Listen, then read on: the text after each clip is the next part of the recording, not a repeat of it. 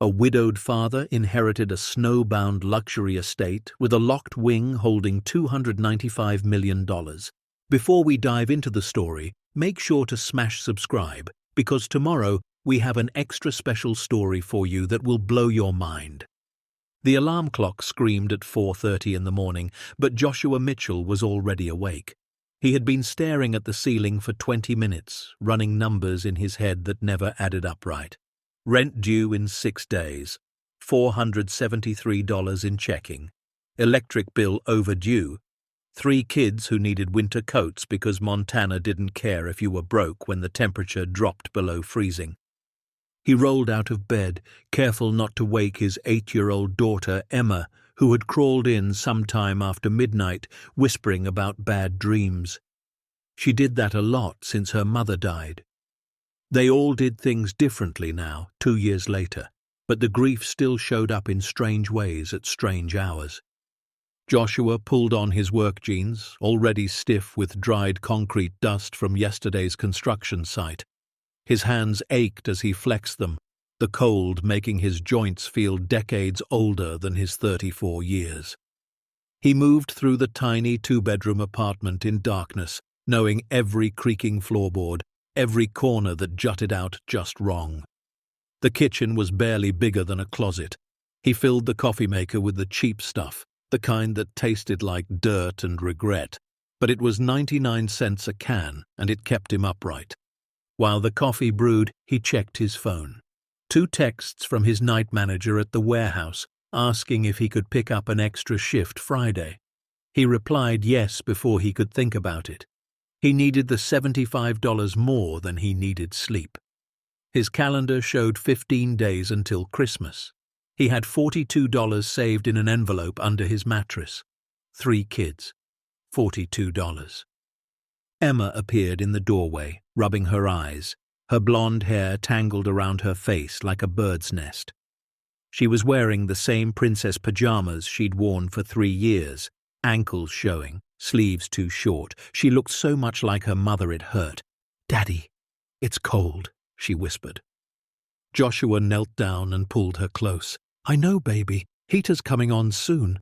The heater wouldn't come on. He'd kept it off to save money. But he said it anyway because what else do you tell an 8-year-old? By 6 in the morning, the apartment was chaos. His oldest, 12-year-old Sophia, was helping 6-year-old Marcus find matching socks in the clean laundry pile that never quite made it to drawers anymore. Emma was crying because her toast burned. Joshua was packing 3 lunchboxes with peanut butter sandwiches, apple slices, and the knockoff cookies that came in a big plastic bag. Sophia caught his eye across the cramped space. She had her mother's knowing look, that expression that said she understood more than she should. She was 12 going on 30, helping tie Marcus's shoes, braiding Emma's hair, managing a household that shouldn't be hers to manage. "Dad," she said quietly, "Marcus needs new sneakers. The sole is coming off." Joshua looked at his son's feet. She was right. The shoe gaped open like a mouth. "I'll get them," he said. "When?" Sophia asked, not accusing, just practical. "Soon," he lied. They walked to the bus stop together, all 4 of them bundled in coats that barely buttoned anymore. The Montana December wind cut through everything. Other kids at the stop wore puffy North Face jackets, new boots, hats with pom-poms that bounced when they laughed. His kids wore layers from Goodwill and kept their hands in their pockets. Joshua stayed until the bus pulled away, all 3 faces pressed against the foggy window, waving. He waved back until they disappeared around the corner. Then he walked 4 blocks to where his truck was parked. He couldn't afford the apartment complex's parking fee, so he kept it on a side street. The truck was a '98 Ford with 200,000 miles and a passenger door that didn't open from the inside. But it ran. Most days. The construction site was 30 minutes outside town. Joshua spent the day hauling cinder blocks, mixing concrete, and trying not to think about the bills stacked on his kitchen counter. His supervisor, a thick-necked man named Randall, yelled about being behind schedule. Joshua worked faster, his back screaming, hands raw inside his worn gloves. During lunch break, he sat in his truck and ate a gas station sandwich. His phone buzzed, email notification. He almost ignored it, but something made him look. The subject line read, "Estate Inheritance Notification, Urgent, Maxwell Mitchell Estate." Joshua stared at it. Maxwell Mitchell, his uncle Maxwell, his father's brother, the one he'd met maybe 5 times in his entire life, always at family funerals or rare reunions where Maxwell showed up late and left early. The uncle who never married, never had kids, lived somewhere out west and worked in something technical that Joshua never fully understood. He opened the email.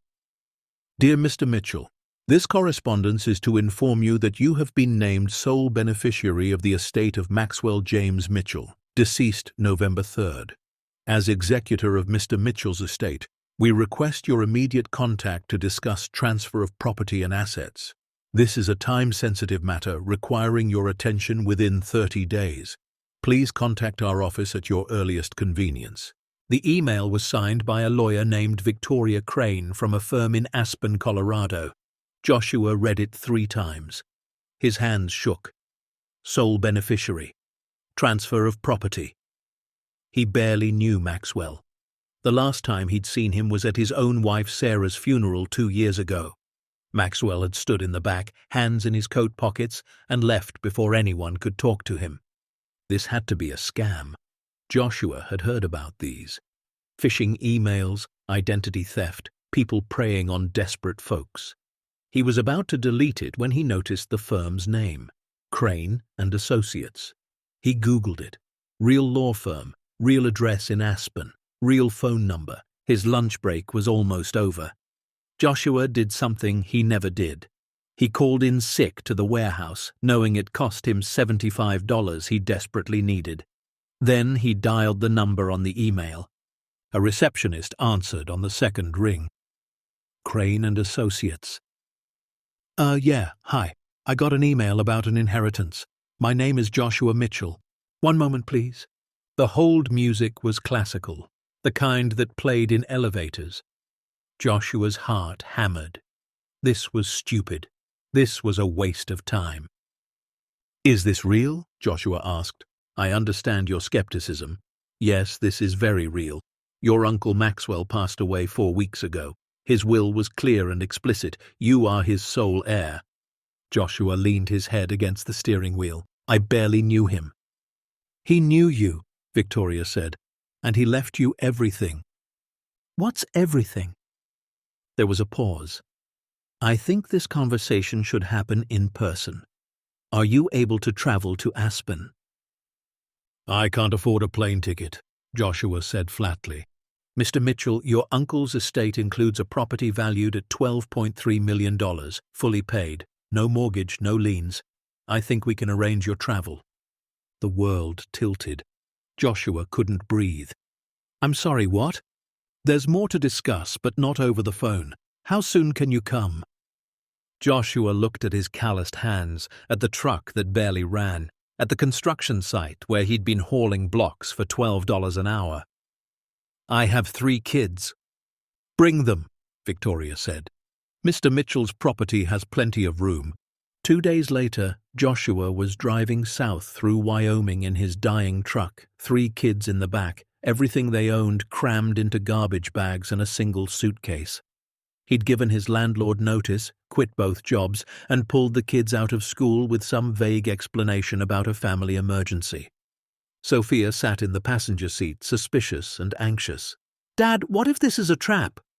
"It's not a trap," Joshua said, though he wasn't entirely sure. "What if Uncle Maxwell was a serial killer and his house is full of bodies?" Marcus asked from the back. "He wasn't a serial killer," Joshua said. "How do you know?" Emma asked. "Because serial killers don't leave $12 million houses to their nephews," Joshua replied. The drive took 9 hours. They stopped at a McDonald's in Wyoming, where Joshua let them order anything they wanted. It cost $43, and he didn't care. The kids ate like they were starving. Maybe they were. Joshua had gotten good at pretending he wasn't hungry so they could have seconds. They crossed into Colorado as the sun began setting. The mountains rose around them like sleeping giants, snow-covered and ancient. Joshua had never been this far into the Rockies. The landscape was overwhelming, beautiful in a way that made him feel small. The GPS led them off the highway onto increasingly narrow roads that wound higher and higher into the mountains. The truck's engine wheezed. Ice formed on the windows. "Are we going to die up here?" Marcus asked. "No," Joshua said. "Feels like we might," Marcus muttered. Finally, as darkness settled complete and heavy, they turned onto a private drive marked only by a stone pillar with a number, 47. The driveway was paved and recently plowed, curving through snow-heavy pines for what felt like a mile. Then the trees opened up. Joshua hit the brakes. Before them, perched on the mountainside like something out of a magazine, stood the most beautiful house Joshua had ever seen. It was massive, all stone and glass and modern angles, lit from within with warm golden light. Floor-to-ceiling windows revealed soaring ceilings, contemporary furniture, and the kind of space Joshua had only seen on television. "Holy crap," Sophia whispered. "Language," Joshua said automatically, but he was thinking the same thing. They sat in the truck, engine ticking, staring. "Is that Uncle Maxwell's house?" Emma asked. "I think so," Joshua said. "We're going to live there?" Marcus asked. "Maybe," Joshua said. The front door opened. A woman stepped out, middle-aged, wearing a parka and holding a clipboard. She waved at them. Joshua took a breath and opened his door. The cold hit him like a wall, sharp and clean and so cold it burned his lungs. He walked toward the woman, boots crunching in snow. "Mr. Mitchell?" she asked. "Joshua, yeah," she smiled. "Victoria Crane. We spoke on the phone. Welcome." They shook hands. Her grip was firm, professional. Behind her, the house glowed like a dream. The kids climbed out of the truck, staring, open-mouthed. Emma clutched her stuffed rabbit, the one with the missing eye that she'd had since birth. Sophia held Marcus's hand. "Come inside," Victoria said. "You must be freezing." They followed her through the front door into an entryway taller than their entire apartment had been.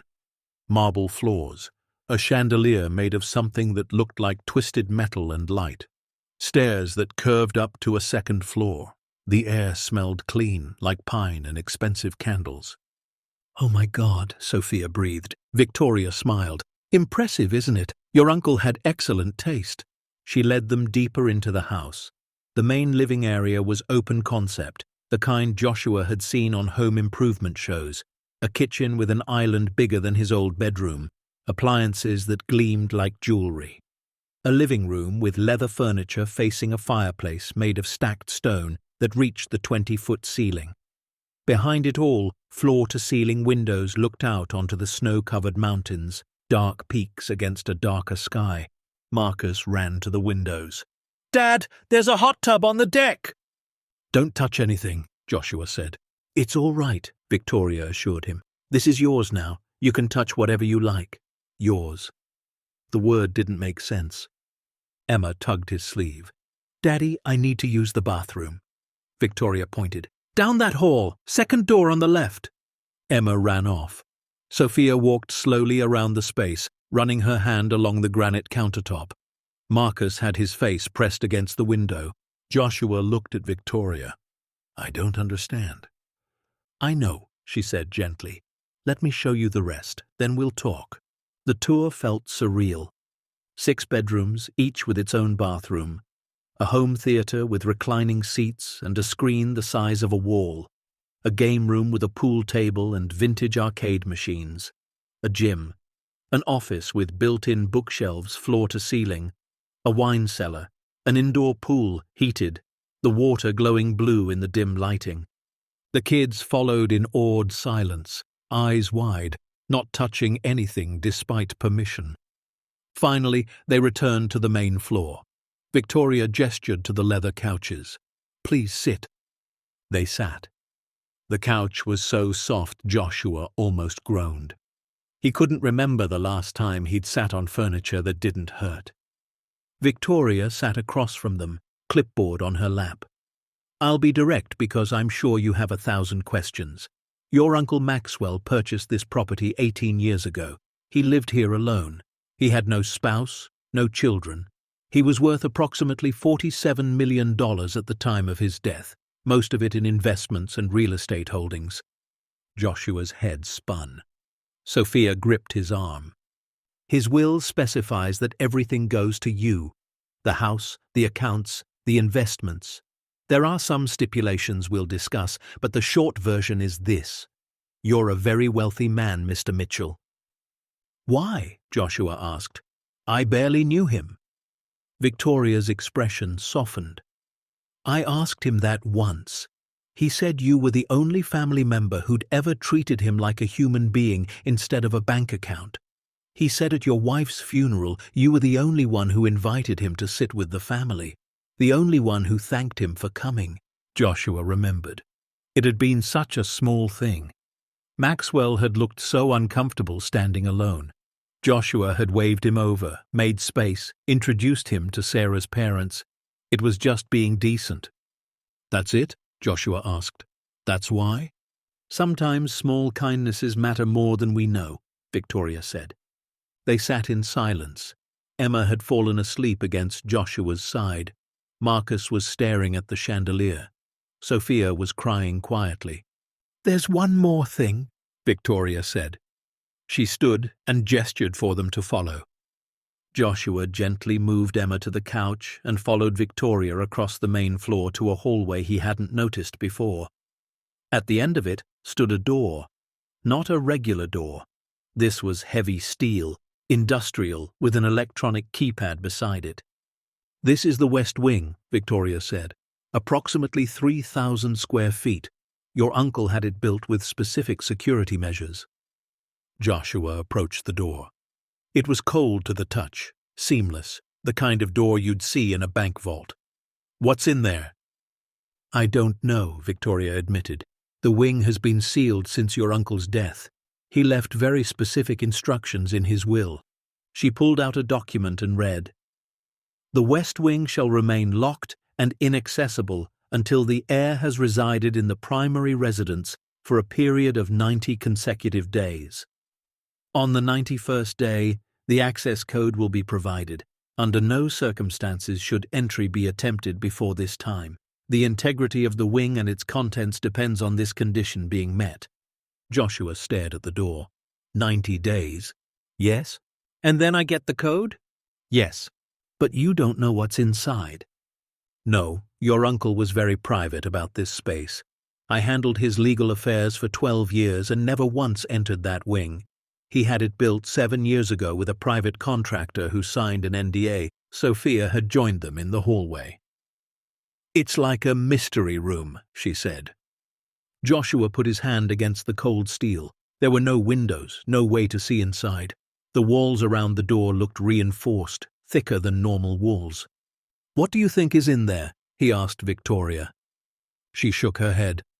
"I've wondered. Maxwell was brilliant but eccentric. He collected things, rare books, art, vintage wine. He had interests in technology, history, gemology. It could be anything." "Or nothing," Joshua said. "Perhaps," Victoria agreed, "but men don't build bank vault doors for nothing." That night, after Victoria left with promises to return in the morning with paperwork, Joshua got the kids settled.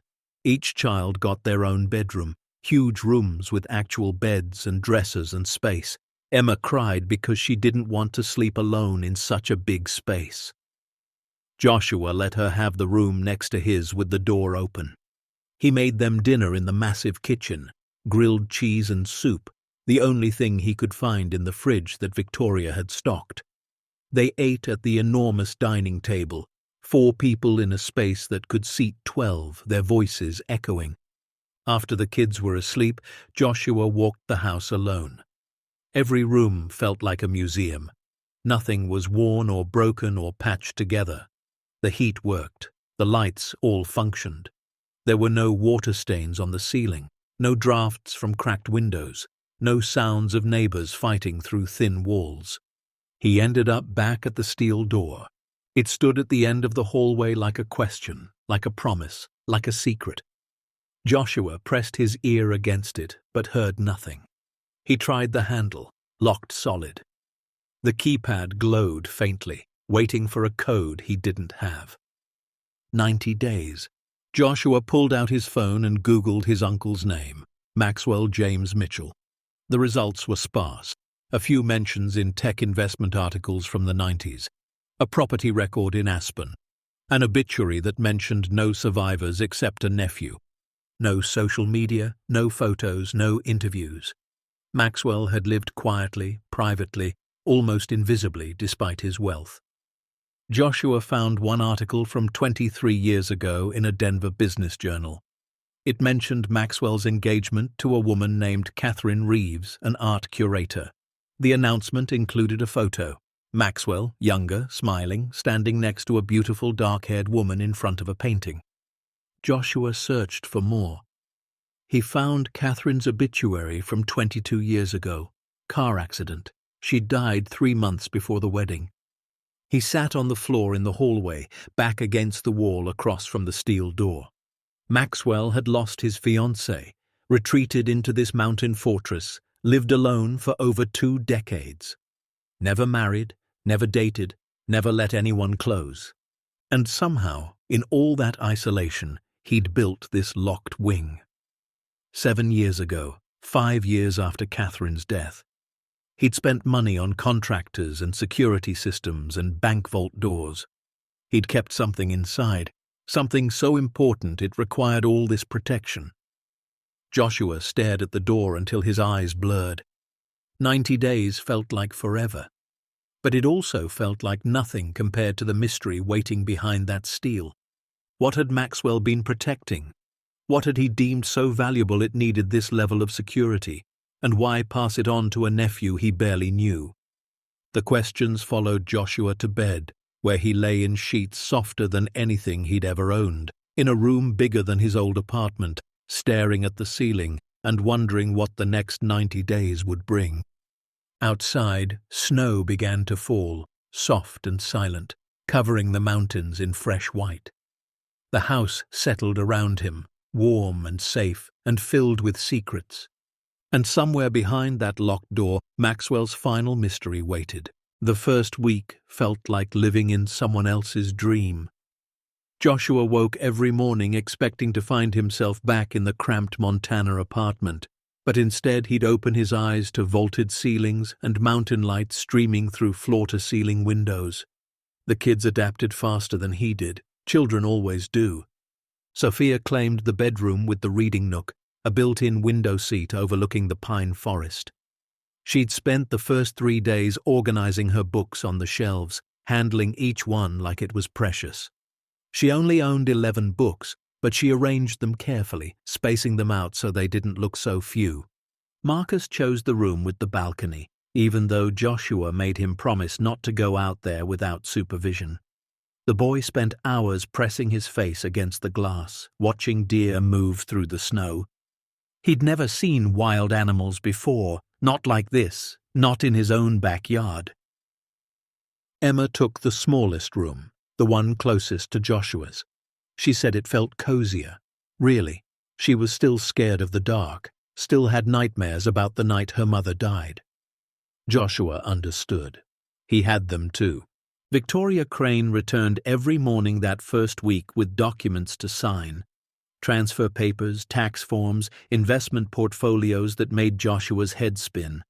She'd sit at the dining table with her laptop and explain things patiently while he tried to absorb the reality that he was now worth tens of millions of dollars.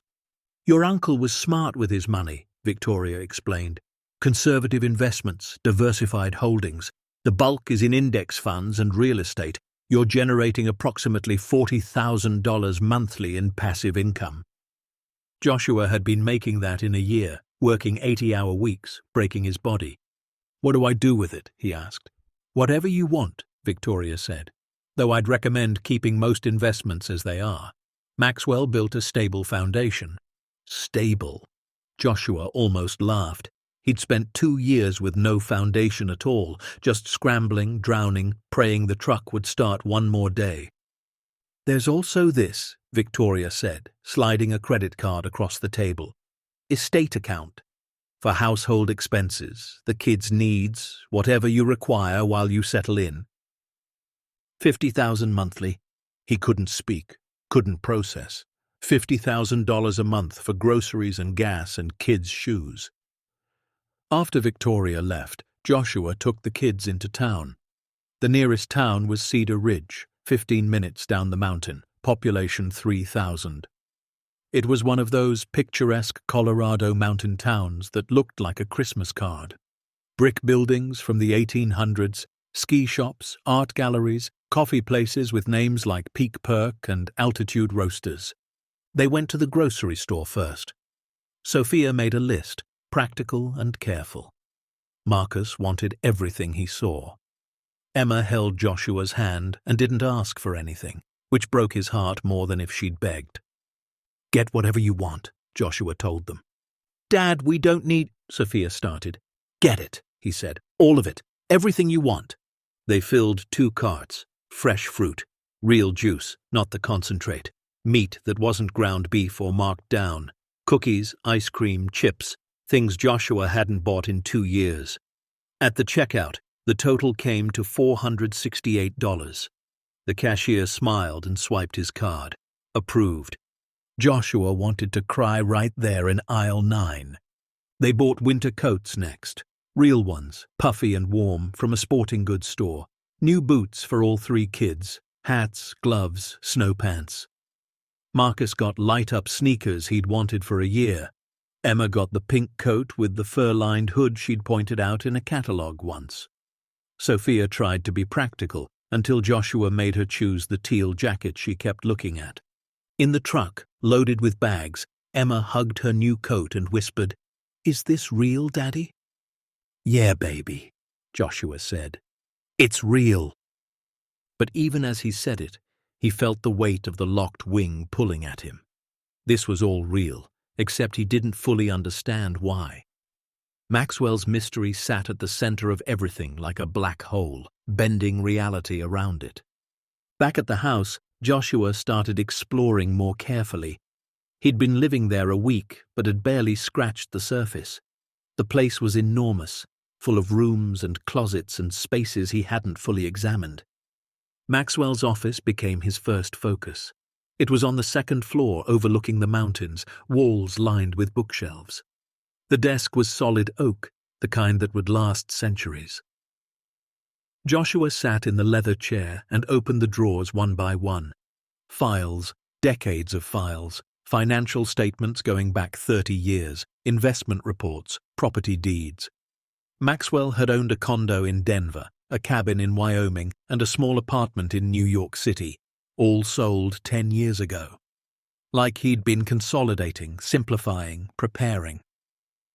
Joshua found a folder labeled Personal. Inside were photos. Maxwell as a young man, maybe 25, standing in front of what looked like a college building. Maxwell in his 30s, shaking hands with men in suits. Maxwell in his 40s, alone on a boat, squinting into the sun. Then the photos with Catherine. There were dozens. Maxwell and Catherine at an art gallery opening. Maxwell and Catherine hiking, both muddy and laughing. Maxwell and Catherine at dinner, his hand covering hers on the table. In every photo, Maxwell looked like a different person, open, happy, alive. The last photo was their engagement picture, the same one Joshua had found online. They looked so young, so full of future. Joshua turned it over, written on the back in faded ink. Catherine and Maxwell, March 1999, she said yes. 3 months later, she was dead. Joshua found her obituary printed and folded in the same folder. Catherine Ann Reeves, 29, died June 14, 1999, in a car accident on Highway 70. She was an art curator at the Denver Museum, beloved daughter, passionate advocate for arts education, service held at Mountain View Memorial. No mention of Maxwell in the obituary. No fiancé, no survivors. Like she'd died before they could become official, before the world recognized them as a unit. Joshua sat back in the chair, holding the photo. 23 years ago, Maxwell had lost everything, and instead of recovering, instead of moving forward, he'd retreated here, built this fortress, lived alone. But why the locked wing? Why build it 17 years after Catherine's death? What had changed? Over the following days, Joshua found more pieces of Maxwell, a collection of vinyl records, mostly classical and jazz, first editions of Hemingway and Fitzgerald on the shelves, a drawer full of expensive watches never worn, still in their boxes, bottles of wine in the cellar worth thousands of dollars each, untouched. It was like Maxwell had been collecting beautiful things but never enjoying them, storing them, preserving them, keeping them safe but separate from his life. The kids settled into routines. Joshua enrolled them in the local school, a small mountain school with 20 kids per grade. The first day, Sophia came home quiet. Joshua worried until she admitted, "Everyone's really nice. It's weird." "Weird how?" "They just are. No one's mean. The teacher actually smiled at me." Marcus joined the after-school ski program. Within a week, he was bombing down the bunny hill, fearless and shrieking with joy. Emma made a friend named Daisy who had a golden retriever. The girls had playdates where they built snow forts and came inside with red cheeks and hot chocolate requests. Joshua watched his children transform. They laughed more, fought less, stopped flinching when he opened his wallet. Sophia's shoulders relaxed. Marcus's stutter, which had gotten bad after Sarah died, started fading. Emma stopped having nightmares every night. The house was healing them. Or maybe just the absence of stress was. No more tiny apartment walls. No more hearing Dad on the phone begging for bill extensions. No more going to bed hungry pretending they weren't. But Joshua couldn't fully settle. Every time he walked past the hallway with the steel door, his chest tightened. He'd tried to ignore it, tried to focus on the kids and the new life and the impossible gift they'd been given. But the mystery pulled at him like gravity. He started asking around town, casual questions to locals who might remember Maxwell. At the coffee shop, an older woman named Ruth worked the morning shift. When Joshua mentioned he was Maxwell Mitchell's nephew, her eyebrows shot up. "The what?" "That's what folks call it. The fortress on the ridge. Maxwell lived there, 18 years? Came to town maybe once a month. Always alone, always quiet." "Did you ever talk to him?" Ruth wiped down the espresso machine, thinking. "Few times. He was polite, tipped well, but you could tell he didn't want conversation. He'd order his coffee, buy his groceries, and disappear back up the mountain." "Did he seem, happy?" Ruth's expression softened. "Honey, that man was grieving. You could see it in his eyes. Whatever he lost, he never found it again." Joshua talked to the owner of the hardware store, who remembered Maxwell buying security equipment 7 years ago. "High-end stuff," the man said. "Cameras, sensors, heavy-duty locks." I asked if he was worried about break-ins. He said he was protecting something that mattered. At the library, Joshua found old newspaper archives. He searched for Maxwell's name and found only 3 mentions. One was a business article from 2001 about local investors. One was a letter to the editor about funding for arts programs, signed by Maxwell Mitchell. The third was a permit notice from 2016 for major construction at his property address. 2016, 7 years ago, when he built the locked wing. Joshua sat in the library as snow fell outside, trying to piece it together. Maxwell lost Catherine in 1999, lived alone for 17 years. Then suddenly, in 2016, decided to build a secure wing in his house. Why? What had changed? He thought about the letter Maxwell had written about arts funding. He thought about Catherine being an art curator. He thought about the careful way Maxwell had preserved beautiful things without enjoying them. Something clicked. Not fully, but enough to make his pulse quicken. That night, after the kids went to bed, Joshua returned to Maxwell's office. He went through every file again, looking for anything about art. He found receipts from galleries, auction catalogues with items circled, certificates of authenticity for paintings he'd apparently purchased, but Joshua hadn't seen anywhere in the house. Unless they weren't in the main house. Joshua stood up fast, chair rolling back. The locked wing. What if Maxwell had been collecting art? What if he'd spent decades quietly buying pieces, storing them, and 7 years ago decided to build a proper vault for them? But why? Why hide a collection? Why not display it, enjoy it, share it? Because sharing meant risk, meant people knowing, meant the possibility of loss. Maxwell had lost Catherine. He'd spent the rest of his life protecting things that couldn't be taken away. Things he could keep safe behind steel doors and security systems. Things he could preserve perfectly, frozen in time, never at risk of dying or leaving or vanishing in a car accident on a June afternoon. Joshua felt a profound sadness settle over him. His uncle hadn't been eccentric. He'd been broken. 60 days passed. The calendar felt like a countdown. Joshua marked each day, trying not to obsess, but failing. The kids noticed. "Dad, why do you keep staring at that door?" Sophia asked one evening. They were in the hallway. Joshua hadn't even realized he'd walked there. He did that sometimes now, found himself standing in front of the steel door like it had called him. "Just curious," he said, "about what's inside." "Yeah." Sophia studied the door, then him. "What do you think is in there?" "I don't know. Maybe nothing." "Uncle Maxwell wouldn't build a door like that for nothing," she said. She was smart, observant, too much like her mother. He was protecting something that mattered to him. "Probably," Joshua agreed. The question surprised him. "Why would I be scared?" Sophia shrugged. "Because what if it's something you don't want? What if it's something that changes everything?"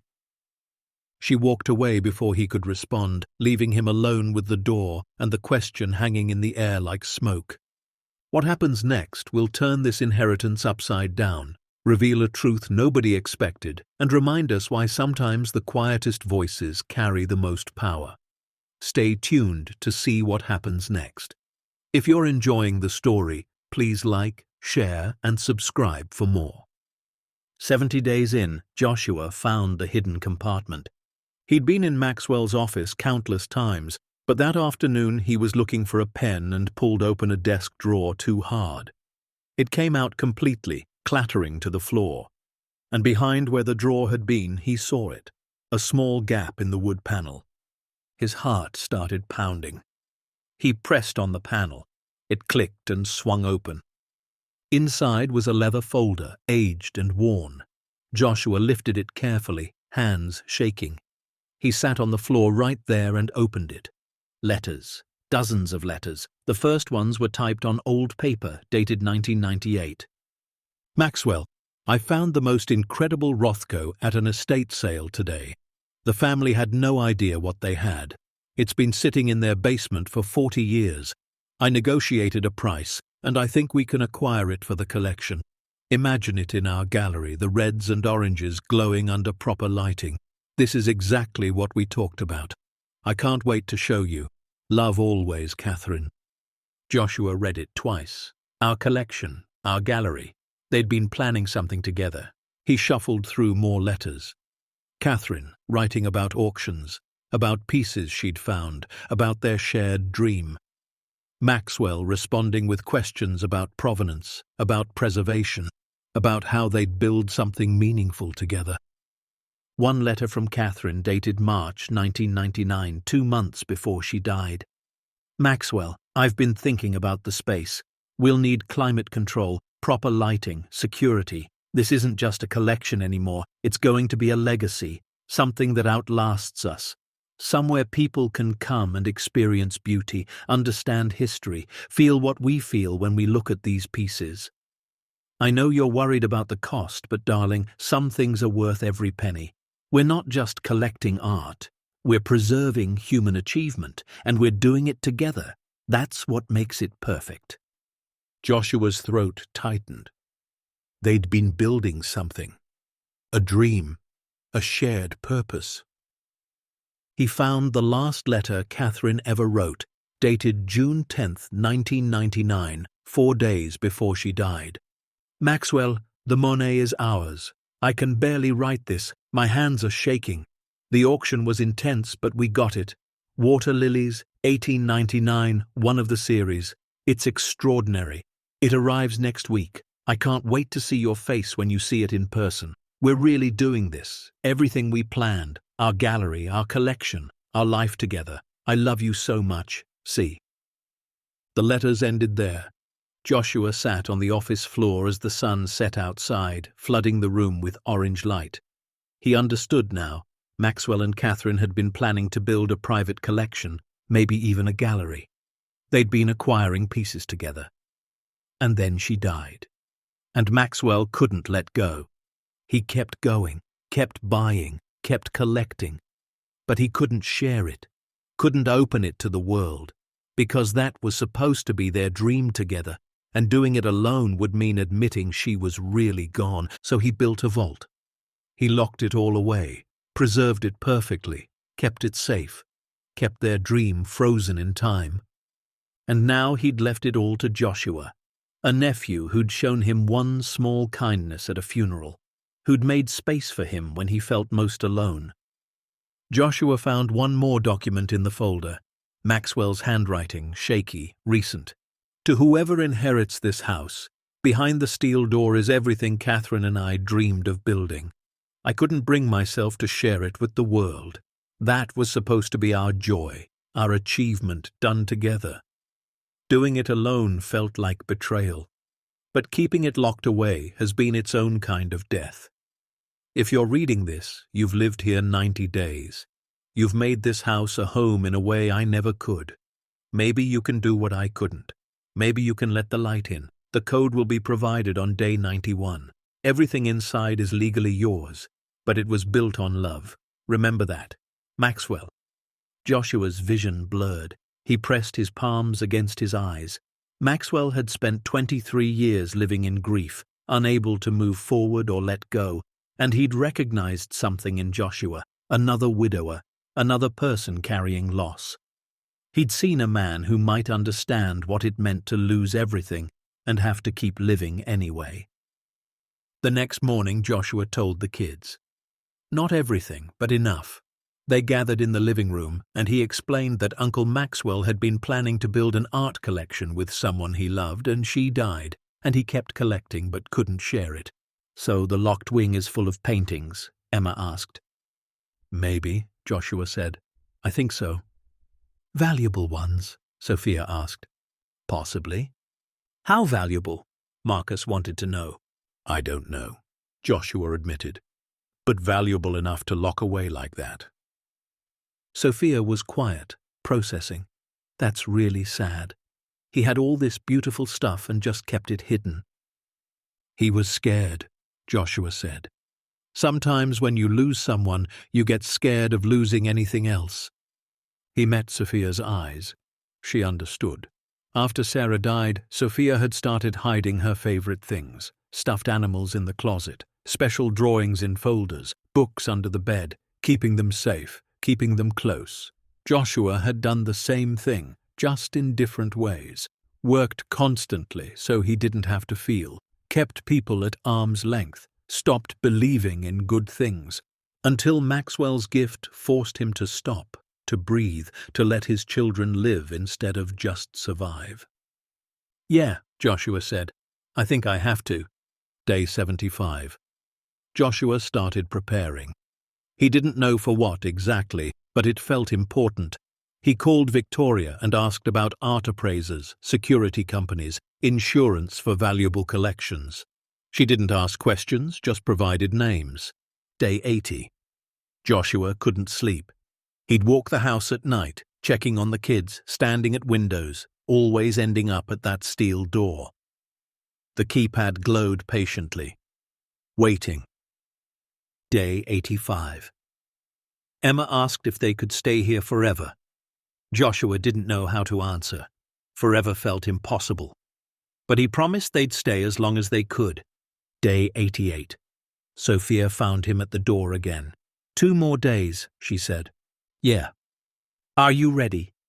No, he admitted. But I don't think that matters. Day 89. Joshua's phone rang while he was making breakfast, Victoria's name on the screen. He answered. Little early, isn't it? I wanted to catch you, she said. Tomorrow is day 90. The code will be delivered to your email at midnight. His stomach flipped. Okay. Joshua, Victoria said, and her tone was different, softer. I don't know what you're going to find in there, but Maxwell trusted you with it. Whatever it is, he believed you were the right person. What if I'm not? Then you figure it out anyway, she said. That's what you've been doing for 2 years, isn't it? Figuring it out when everything's impossible? After they hung up, Joshua stood at the kitchen counter, coffee going cold in his mug. The kids were still asleep. The house was quiet except for the soft hum of the refrigerator and the wind outside. Tomorrow he'd finally understand. Tomorrow the mystery that had haunted him for 3 months would be solved. Tomorrow he'd walk through that steel door and see what Maxwell had spent decades collecting, protecting, hiding. He thought about Catherine, dead at 29 with dreams left unfinished. He thought about Maxwell, spending 23 years unable to let those dreams go. He thought about Sarah, gone too soon, leaving him with 3 kids and 1,000 moments they'd never have. Grief was a locked room. You could keep everything inside safe and untouched, preserved perfectly. But you'd be locked out too, separated from your own life by walls you built to protect yourself. Maxwell had lived that way. Joshua had been heading there too before this gift stopped him. He walked to the hallway, stood in front of the door one last time before the code arrived. He put his hand flat against the cold steel. I don't know what's in there, he said quietly to Maxwell's ghost. But I promise I'll do right by it. By you, by Catherine, by whatever you were trying to protect. The door didn't answer, but the house settled around him, warm and solid, and for the first time since arriving, Joshua felt something close to ready. Tomorrow the steel door would open. Tomorrow Maxwell's secret would be revealed. And tomorrow Joshua's life would change again, in ways he couldn't yet imagine. But tonight he was just a father in a beautiful house with 3 sleeping children who were finally safe, finally warm, finally allowed to be kids again. And maybe that was enough. Maybe everything else was just extra. He went back to the kitchen, reheated his coffee, and watched the sunrise paint the mountains gold. Day 90 would arrive whether he was ready or not. The code would come. The door would open. And whatever waited behind it, he'd face it the same way he'd faced everything else these past 2 years. One step at a time, one breath at a time, with his kids beside him and the memory of the people he'd lost pushing him forward. The locked wing had kept its secrets for 7 years. One more night wouldn't matter. But to Joshua, lying awake in the darkness, watching the clock tick toward midnight, every second felt like an eternity. Midnight arrived like a held breath finally released. Joshua sat at Maxwell's desk, laptop open, email refreshing every 30 seconds even though he'd set up notifications. The house was silent. The kids had gone to bed hours ago. Outside, snow fell soft and steady, covering the world in white. 11:59 turned to 12:00. The email arrived. Subject line, Estate Access Code, Mitchell Property, Day 91. Joshua's hand hovered over the mouse. His heart hammered so hard he could feel it in his throat, in his fingertips, behind his eyes. 3 months of waiting. 3 months of walking past that door, wondering, imagining, dreading. He opened the email. Mr. Mitchell, as specified in Maxwell Mitchell's last will and testament, you have completed the required 90-day residency period. The access code for the West Wing is as follows: 4792 Catherine, 1999. Enter this code on the keypad. The system will disengage all locks. Please note, the wing is equipped with environmental controls that will activate upon entry. Do not adjust these systems, as they are calibrated for preservation of contents. Any questions? Please contact our office, Victoria Crane. Joshua read it 3 times. The code was a memorial. Highway 479, where Catherine died, 1999, the year Maxwell lost everything. He stood up so fast the chair rolled backward and hit the bookshelf. His legs felt weak. He thought about waiting until morning, having the kids there, calling Victoria first. But he couldn't wait another 6 hours. He'd been waiting 90 days. 90 days of mystery, of locked doors, of questions with no answers. He walked downstairs through the dark house, his footsteps echoing on the marble floors. The hallway stretched before him, the steel door at the end glowing faintly from the keypad's light. Joshua stood in front of it. His reflection stared back from the polished metal, distorted and strange. He looked older than 34.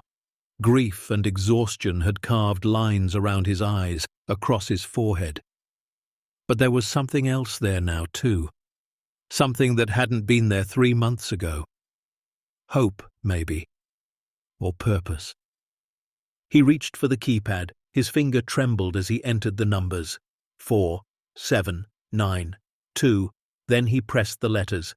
CATHERINE, then 1, 9, 9, 9.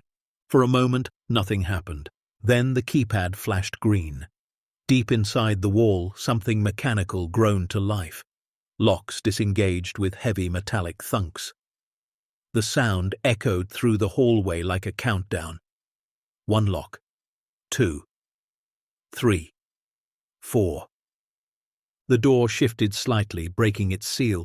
Air hissed out, pressurized and cool, carrying a scent Joshua couldn't quite identify.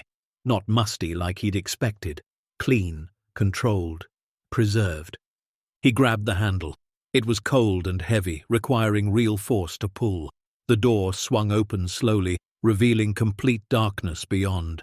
Joshua's hand found a light switch just inside the entrance. He flipped it, and the world tilted. Lights flickered on in sequence, running the length of a massive space that stretched impossibly deep into the wing. They weren't regular lights, but gallery lights, soft and precisely angled, the kind museums used, and as they illuminated the space, Joshua's breath stopped completely.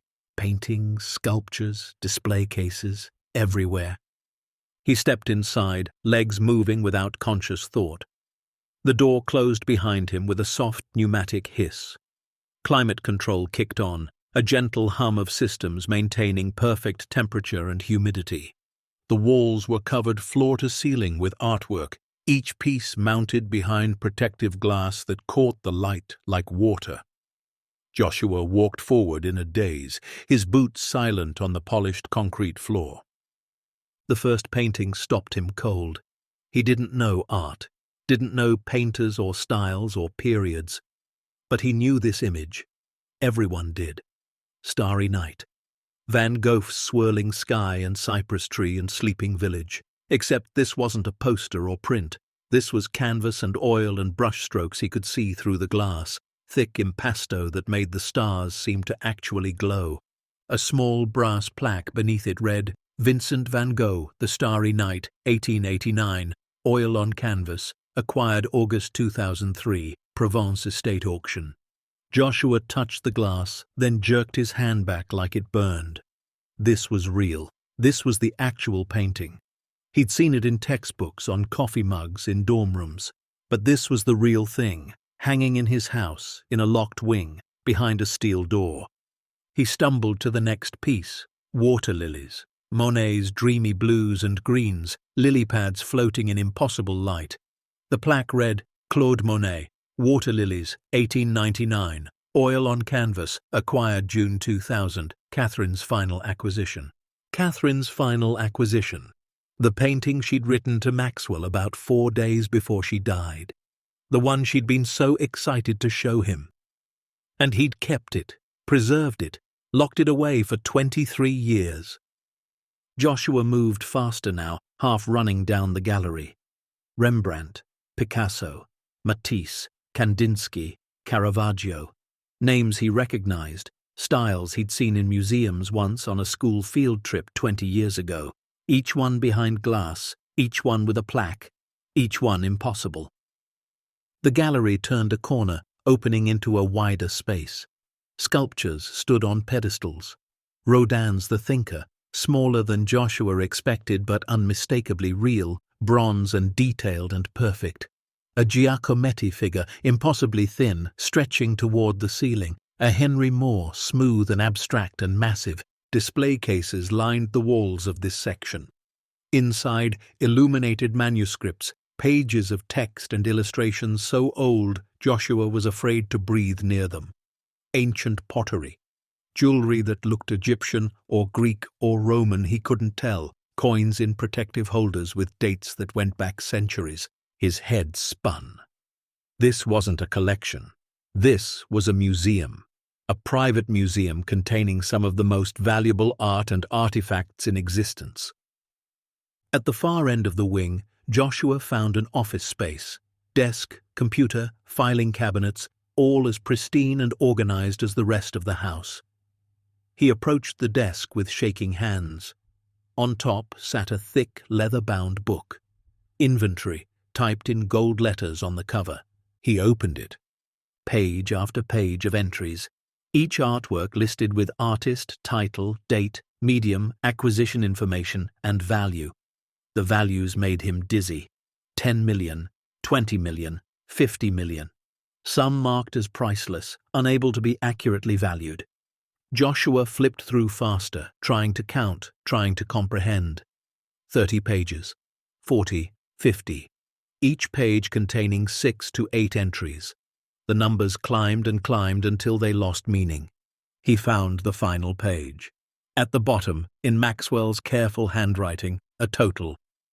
Complete inventory as of October 2022, 211 pieces, estimated combined value $295 million.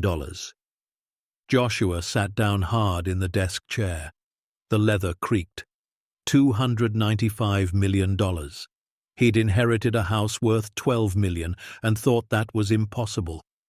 Now he was sitting in a room containing nearly $300 million in art. He couldn't process it. His brain refused. This wasn't real. Couldn't be real. He was a construction worker from Montana who'd been eating ramen noodles for dinner 3 months ago. People like him didn't inherit Van Goghs and Monets. People like him didn't own the Starry Night. Except apparently they did. He forced himself to breathe, to think, to understand what he was looking at. Maxwell had spent decades doing this, since Catherine died, probably before, acquiring pieces, storing them, preserving them perfectly in this climate-controlled vault, spending millions to keep them safe, spending millions more to build the security to protect them. But why? Why hide all this? Why not donate to museums? Why not sell them and live off the money? Why lock it all away where no one could see it? Joshua's eyes fell on another leather book next to the inventory. Journal, embossed on the cover. He picked it up and opened to a random page. Maxwell's handwriting filled it. Dated entries going back years. September 12, 2014. Acquired a Rothko today. Catherine would have loved it. She always said Rothko's reds felt like looking into the sun. I hung it in the gallery, but I can't look at it long. Everything here reminds me that she's not here to see it. I'm preserving beauty, but I'm the only one experiencing it. And what's beauty worth if you can't share it with the person who taught you to see it? Joshua flipped forward. March 3rd, 2016. Construction begins on the proper wing today. I've been storing pieces in various locations, climate-controlled storage, bank vaults, the Denver condo, but they should all be together. They should be protected completely. I'm building something permanent, something that will outlast me, something safe. More pages. December 25th, 2019. Christmas alone again. 11 years since I moved to this house. 20 years since Catherine died. The collection is nearly complete now. Everything we talked about building together. Except it's not together. I'm alone in a fortress full of the most beautiful things humanity has ever created, and I'm too afraid to let anyone see them. What does that make me? A curator? A coward? I don't know anymore. The entries grew shorter, more sporadic. June 14th, 2022, 23 years today. Anniversary of the day my life ended. Went into the gallery, stood in front of the Monet, Catherine's Monet. The last thing she bought for us, our dream. I've spent longer keeping this dream frozen than we spent building it together. That seems wrong. That seems like I wasted whatever she left me with. Joshua's vision blurred. He wiped his eyes with the back of his hand. The final entry was dated October 30th, 2022, 4 days before Maxwell died. I'm sick. Doctor says weeks, maybe less. I've spent 23 years building this collection, and now I have to decide what happens to it. I can't give it to museums. They'd separate it. Auction houses would scatter it to the winds. Private collectors would hide it again. I thought about destroying it. If I can't share it with Catherine, why should anyone have it? But that's selfish. That's grief talking. So I'm leaving it to Joshua, Sarah's husband. The widower who invited me to sit with his family at her funeral. The man who saw me standing alone and made space. He understands loss. He knows what it means to keep living when everything tells you to stop. Maybe he can do what I couldn't. Maybe he can let the light in. Joshua closed the journal and pressed it against his chest. The weight of it felt unbearable. Maxwell hadn't just left him money or property. He'd left him a burden, a responsibility, a test.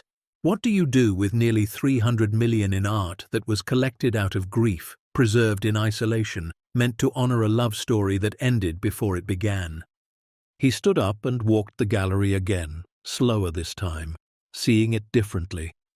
Every painting was a memory Maxwell couldn't let go of. Every sculpture was a piece of the dream he and Catherine had shared. The collection wasn't about wealth or status or investment. It was about keeping something alive that had died. But keeping it locked away wasn't keeping it alive. It was keeping it dead, preserving it like Catherine in Maxwell's memory, perfect and untouchable and gone. Joshua stopped in front of the Monet again. Water lilies painted in 1899, the last year of the 19th century. Catherine had been so excited about it. Maxwell had kept it sealed away for 23 years. "This is wrong," Joshua said out loud. His voice echoed in the gallery, bouncing off glass and concrete. "You know this is wrong." He wasn't talking to Maxwell exactly. Or maybe he was. To Maxwell, to Catherine, to Sarah, to himself, to everyone who'd let grief turn into a prison. He pulled out his phone. 3 in the morning. He didn't care. He called Victoria. She answered on the 4th ring, voice thick with sleep. "Joshua, what's wrong?" "I opened it," he said. "I opened the wing." Silence, then alert now. "And? It's art. Victoria, it's millions of dollars of art. Maybe hundreds of millions." Another pause. I wondered. Maxwell was always private about it, but I knew he collected. "It's not just a collection," Joshua said. "It's the Starry Night, Van Gogh's actual Starry Night." "Oh my God." "And Monet and Rembrandt and Picasso and things I don't even recognize, but the inventory says they're worth 50 million each." His voice cracked.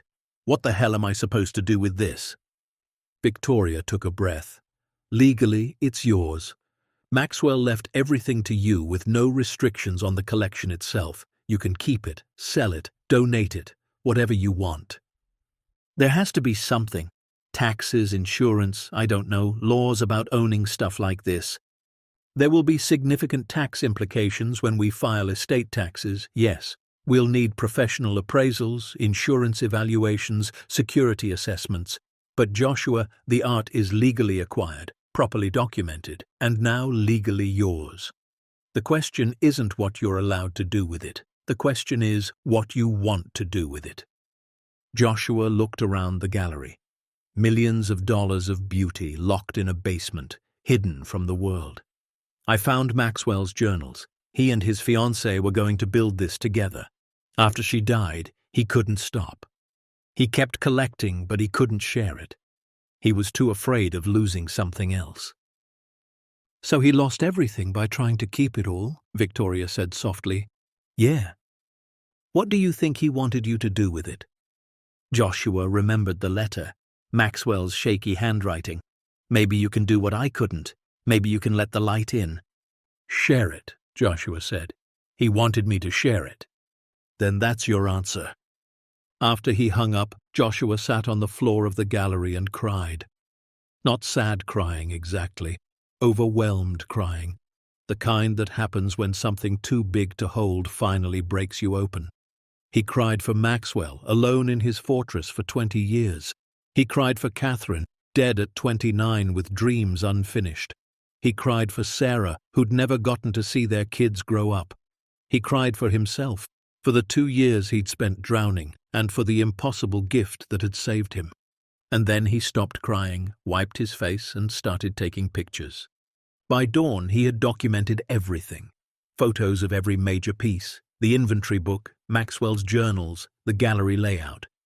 When the kids woke up, he was sitting at the kitchen table, laptop open, surrounded by notes. Dad?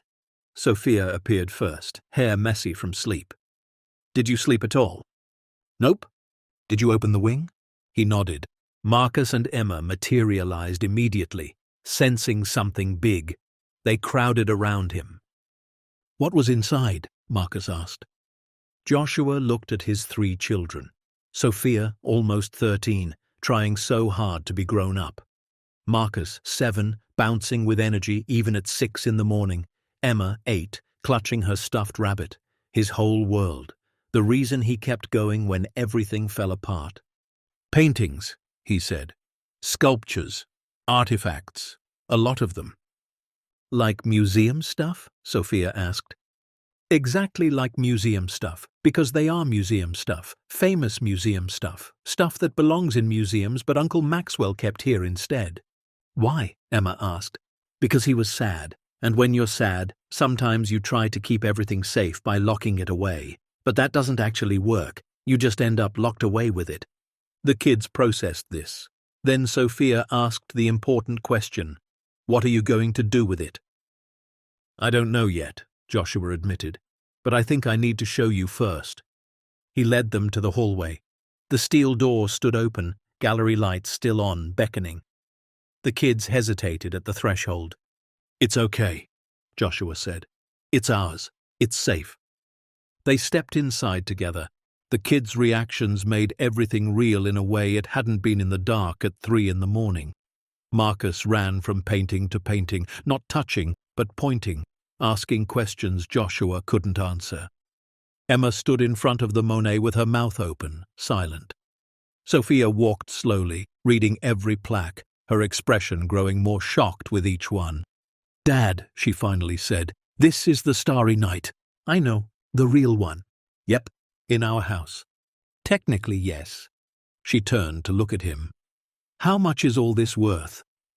Joshua had debated whether to tell them, but they deserved honesty. They'd been through enough lies, enough hiding. About $295 million. Sophia's legs buckled. She sat down hard on the floor. That's not real. It is. We're rich, Marcus said, more statement than question. We're responsible, Joshua corrected. Uncle Maxwell left this to us, but he also left us a choice. We can sell it and be rich, or we can do what he couldn't. What's that? Emma asked. Share it. Over the next week, Joshua barely slept. He brought in experts, all sworn to confidentiality with NDAs Victoria drafted. An art authenticator from Denver spent 3 days examining pieces and confirmed what Joshua already knew. Everything was real, properly preserved, impeccably documented. The collection was even more valuable than Maxwell's inventory indicated. Some pieces had appreciated significantly since their last appraisal. A security consultant assessed the wing's systems. Military grade, he said, better than most museums. Climate control, fire suppression, motion sensors, cameras. Maxwell had spared no expense. An insurance broker nearly had a heart attack when Joshua showed him the inventory. "You can't insure this privately," the man said. "You'd need institutional coverage, museum-level policies. We're talking millions in annual premiums." Art dealers started calling somehow. Word leaked despite the NDAs. They offered to broker private sales. "Piece it out," one said. "Sell the Van Gogh alone and you'd never need to work again." A representative from Sotheby's flew in personally. "We could do a special auction, the Mitchell collection. It would be the art event of the decade. You'd walk away with 300 million, maybe more." Joshua listened to all of them, took their cards, considered their offers, but every time he thought about selling, he remembered Maxwell's final journal entry. He remembered Catherine's letters about building something meaningful. He remembered standing in that gallery at 3 a.m, surrounded by beauty that had been hidden for decades. And he remembered his kids' faces when they first saw it. The wonder, the joy, the way Emma had stood in front of the Monet and whispered, "It's the most beautiful thing I've ever seen." Beauty wasn't meant to be locked away. It wasn't meant to be sold to the highest bidder. It was meant to be experienced, shared, given freely to anyone with eyes to see it. 2 weeks after opening the wing, Joshua made his decision. He called Victoria. "I'm not selling." "Okay," she said, unsurprised. "What are you doing instead?" "I'm going to turn this into a museum, a real one, open to the public, free admission or close to it, named after Maxwell and Catherine." Victoria was quiet for a moment. "That's ambitious." "I know." "It'll be expensive, complicated. You'll need permits, staff, security, legal structure." "I know. You'll be giving up hundreds of millions in potential income." "I know that too." "Why?" Joshua looked out the window at his kids building a snowman, laughing, red-cheeked and alive. "Because Maxwell spent 23 years hiding from life. I did the same thing after Sarah died, just survived instead of lived. This house, this inheritance, it gave me a chance to actually live again, to give my kids a real childhood. Now I have a chance to give other people something too. Beauty, art, proof that even in a broken world, humans can create incredible things." He could hear Victoria smiling through the phone. Maxwell chose well. Maybe, or maybe he just knew a fellow mess when he saw one. "Either way," Victoria said, "let's get started. You're going to need a lot of help." The news broke 3 weeks later. Victoria held a carefully orchestrated press conference in the gallery itself. Limited media, controlled access. Joshua stood in front of a dozen cameras, kids beside him, and told the story. Maxwell Mitchell, reclusive art collector. Catherine Reeves, his lost fiancée, decades of acquisition. A collection worth nearly 300 million. And now, the Mitchell-Reeves Foundation, opening to the public within the year. The response was immediate and overwhelming. The art world exploded. Experts wanted access. Museums requested loans. Scholars begged to study the collection. Media descended on Cedar Ridge like locusts. But Joshua also got thousands of emails from regular people. Teachers who wanted to bring their students. Artists who'd been inspired by these works from photos and wanted to see them in person. Families who'd never been able to afford museum trips to New York or Paris. One email from a high school art teacher in Nebraska said, "I've shown my students slides of the Starry Night for 15 years. The idea that they could see it in person in Colorado without their families going broke is overwhelming. Please make this real." Another from a retired veteran. "Art saved my life after I came back from Afghanistan. Gave me something to focus on besides the memories. The fact that you're sharing this instead of selling it, that means something. That means there's still good people." A letter from a young woman in Chicago. "My mum took me to the Art Institute when I was 8. We stood in front of a Monet for an hour. She died when I was 12. I haven't been able to afford to go back. But I could get to Colorado. I could see these paintings my mum loved. Thank you for making that possible." Joshua read every message, pinned some to the wall in Maxwell's office. These people, this response, this need for beauty and meaning and shared human experience, this was why you didn't lock art away. This was why you opened the doors. 6 months passed in a blur of planning and paperwork. Joshua hired a small staff, a museum director with 20 years of experience, a security team, an education coordinator, a marketing specialist. Locals from Cedar Ridge mostly, people who cared about the community and understood what this could mean for the town. They renovated parts of the main house to accommodate offices and a proper entry space, built a parking area, created accessible pathways, installed additional security, hired guides and docents, developed educational programs. The kids stayed involved. Sophia helped design the children's education wing, a space where school groups could come and actually create art after viewing the collection. Marcus worked with the landscape team to plan the outdoor sculpture garden for when weather permitted. Emma became the unofficial mascot, appearing in promotional materials with her gap-toothed smile. Joshua did interviews, lots of them. Every reporter asked the same questions. Why not sell? Why give this away? Aren't you worried about security, liability, maintenance costs? His answer never changed. Beauty multiplies when shared. Keeping it locked away wasn't protecting it. It was killing it. My uncle spent 23 years learning that lesson. I'm not going to make the same mistake. They asked about Catherine. Joshua told her story, how she'd been an art curator, how she and Maxwell had planned this together, how her death had frozen him in grief. This museum is their dream, finally realized, Joshua said, just 25 years late. Opening day was scheduled for a Saturday in June, exactly 1 year after Maxwell's death.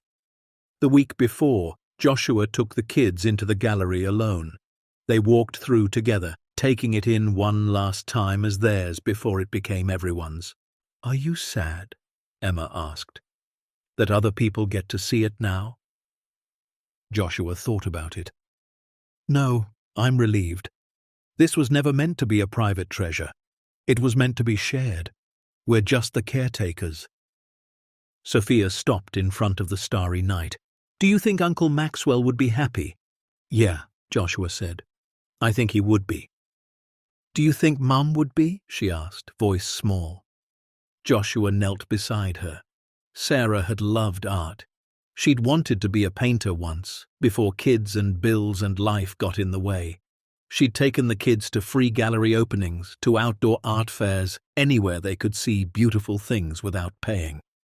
"Your mum would be so proud," he said, "not of the money or the famous paintings, but of us doing something meaningful, of us helping people experience beauty. That's who she was." Sophia hugged him. Marcus and Emma joined in. They stood there in the gallery, 4 people who'd lost everything and somehow found themselves in the middle of something bigger than survival. Opening day came with perfect weather.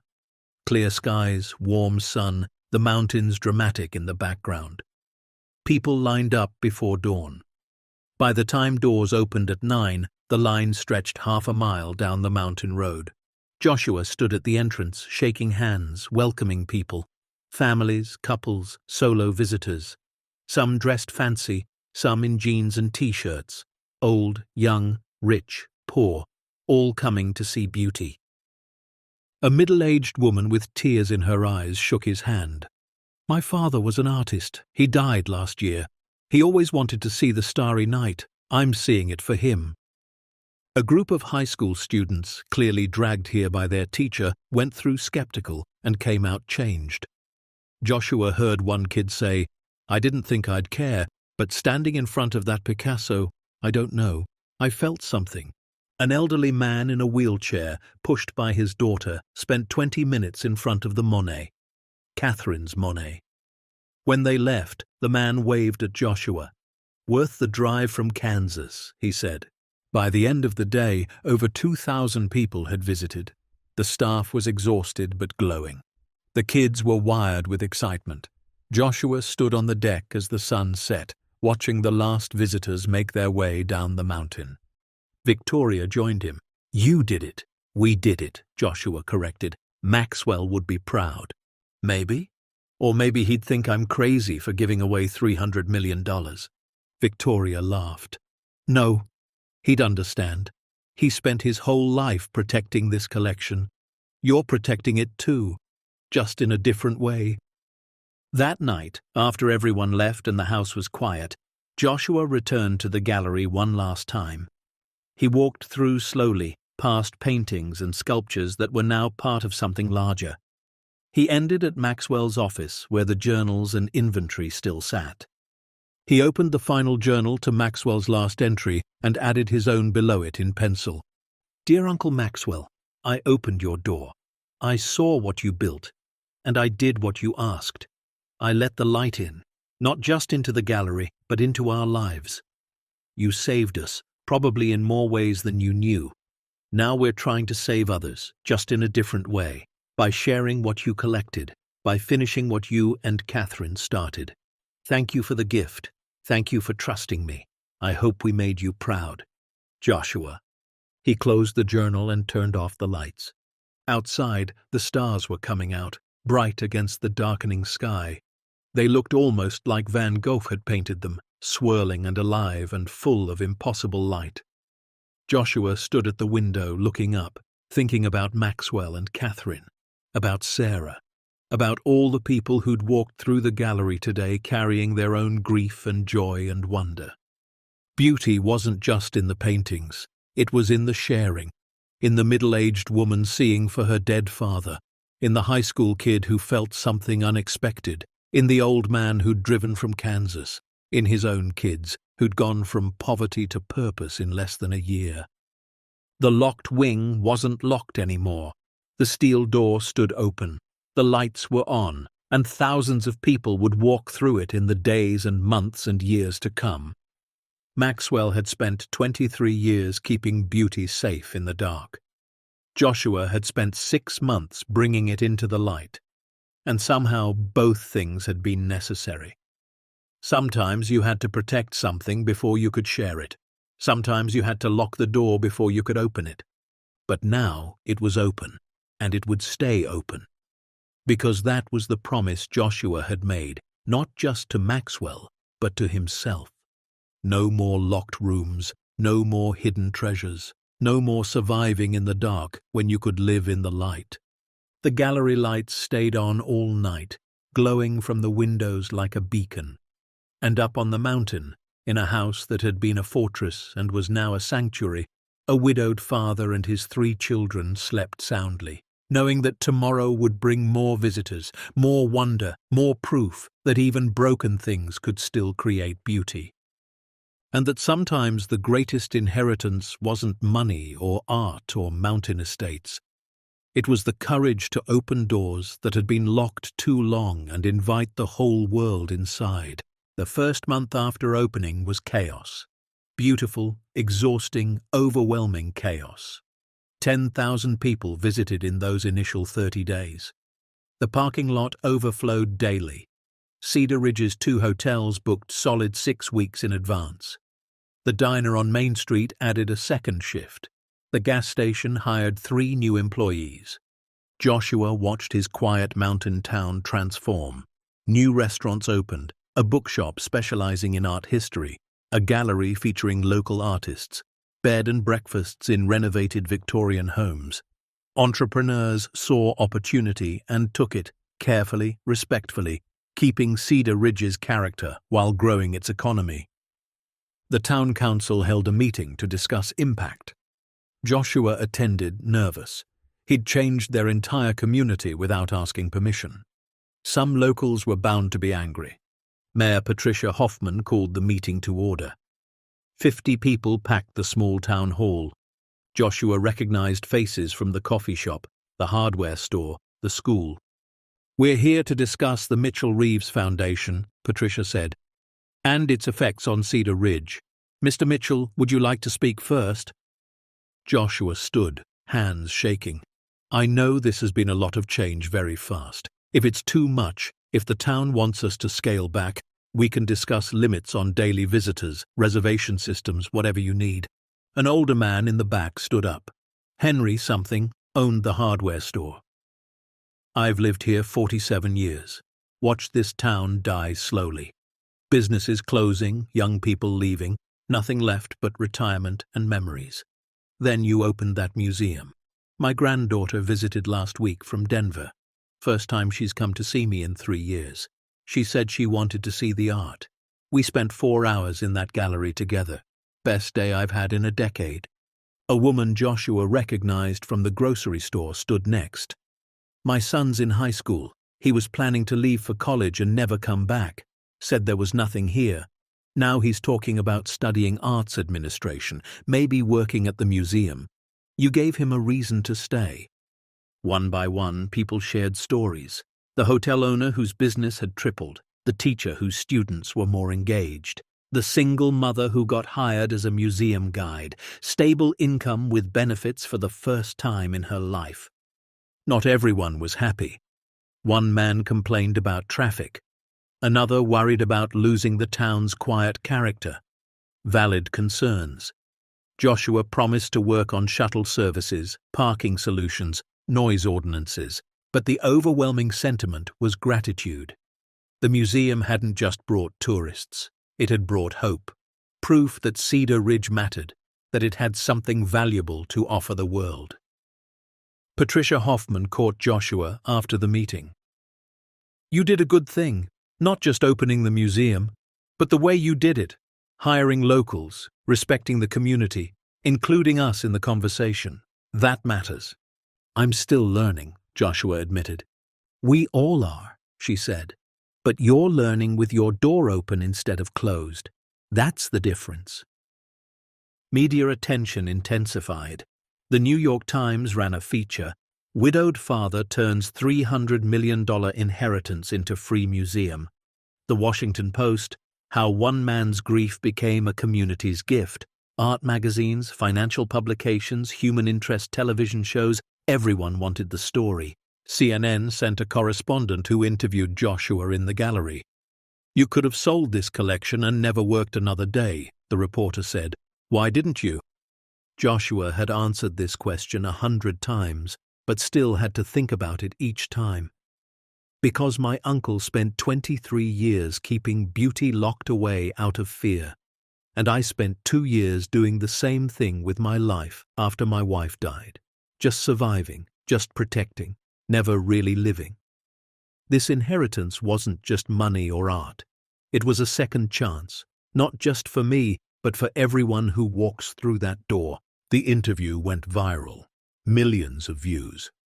Suddenly, Joshua was getting recognized at the grocery store. People wanted selfies. It was uncomfortable and strange, and he mostly hated it. But then letters started arriving, thousands of them, forwarded by the museum, by news stations, sent to Cedar Ridge's tiny post office in boxes and bags. A letter from a veteran with PTSD. I haven't felt anything in 3 years. I came to your museum because my therapist suggested it. I stood in front of the Rothko and cried for the first time since Afghanistan. Thank you for reminding me I'm still human. A card from a grandmother in Ohio. I'm 87. Lost my husband last year. My daughter drove me to Colorado to see your collection. I saw the Monet and I felt young again. Felt like life still held beauty. I needed that more than you can know. An email from a high school dropout. I never finished school. Thought I was too dumb for art or culture or anything important. Visited your museum on a dare. Stood in front of the Van Gogh and something clicked. Enrolled in community college last week. Studying art history. You changed my life and you don't even know me. Joshua read every single one. Kept them in boxes in Maxwell's office, now his office. On hard days, when the pressure of managing a museum felt overwhelming, he'd read a few, reminding himself why this mattered. The kids thrived in ways that still surprised him. Sophia, now 13, volunteered as a junior docent on weekends. She'd memorized facts about every major piece and gave tours to school groups with confidence that made Joshua's chest ache with pride. She was so much like Sarah, smart and passionate and unafraid to speak up. Marcus discovered a love for art that no one saw coming. He'd spend hours in the gallery with a sketchbook, trying to copy the masters. His drawings were clumsy and childlike, but his dedication was fierce. The museum's education coordinator noticed and started giving him private lessons. By fall, Marcus's work was improving rapidly. Emma became the museum's unofficial ambassador. She'd talk to visitors in the gift shop, totally unself-conscious, telling everyone about her favorite paintings. People loved her. The marketing team wanted to feature her in promotional materials, but Joshua refused. She was 8. She deserved to be a kid, not a mascot. They still lived in the main house, though Joshua had sectioned off a private wing for their family. Museum visitors never entered their living space. Breakfast was still chaotic. Homework still happened at the kitchen table. Movie nights still involved popcorn and arguments about what to watch. But everything had changed too. The kids had their own rooms, new clothes, full bellies, opportunities Joshua never dreamed of providing. Sophia took piano lessons. Marcus joined a youth ski racing team. Emma had playdates with actual friends, not just kids at school she barely knew. And Joshua, he'd stopped working construction, stopped working nights. His job now was running the foundation, managing the museum, overseeing operations. It was stressful and complicated, and he made mistakes constantly, but it was purposeful, meaningful. He'd started seeing a therapist too. Victoria had suggested it gently after he'd had a panic attack during a board meeting. "You're carrying a lot," she'd said. "More than anyone should carry alone." The therapist, a kind woman named Dr. Rivera, helped him process things he'd buried. Sarah's death, the 2 years of poverty and desperation, the guilt of accepting happiness when his wife couldn't share it. Survivor's guilt, she called it. "You're allowed to thrive," Dr. Rivera said during one session. "Sarah would want that. She'd want your children to have opportunities. She'd want you to have purpose. Living well isn't betraying her memory. It's honoring it." Joshua cried in that office more than he'd cried in the 2 years after Sarah died. But it was good crying, releasing crying, healing crying. 6 months after opening, the museum's financial reality became clear. They weren't making money. Admission was free for children and only $15 for adults, barely covering basic operations. Staff salaries, insurance, utilities, maintenance, security, it all added up fast. Joshua met with the Foundation's board, financial advisors Victoria had helped him assemble. They reviewed the numbers.